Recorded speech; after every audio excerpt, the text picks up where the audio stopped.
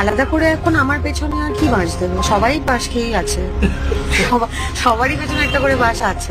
এবার দিদি নাম্বার 1 থেকে বের করে দেয়া হলো রচনা ব্যানার্জিকে।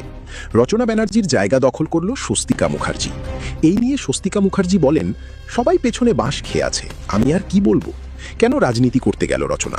এখন কেউ যদি আমাকে কাজে নেয়, আমি কেন করব না? এখানে আমার কোনো দোষ নেই। বড় জীবন এখনো। আমি রচনা বন্দ্যোপাধ্যায়, 2026 বিধান। আচমকাই কেন দিদি বদল? সেটা নিয়ে ইন্ডাস্ট্রির অন্দরে দিন কয়েক ধরেই নানা জল্পনা চাউর হয়েছে। দিদি নম্বর 1-এর সঞ্চালক বদলের নেপথ্যে রাজনৈতিক কারণ, নাকি শো নিয়ে নতুন চিন্তাভাবনা করছেন নির্মাতারা? কৌতূহল সর্বত্র। কানাঘুষো এবার নাকি এই রিয়ালিটি শোকে নতুন করে ঢেলে সাজাতে চাইছেন নির্মাতারা। সেই সূত্রে শোয়ের ফরম্যাটও বদলাচ্ছে। বড় জীবন এখনো। এখন হচ্ছে আমাদের রচনা, মানে দিদি নাম্বার 1, আপনারা জানেন এই নামেই ও পরিচিত। আর সেই প্রেক্ষিতেই দিদি নম্বর 1-এর সঞ্চালক হিসাবে নতুন মুখ নিয়ে আসার পরিকল্পনা করেছেন তারা।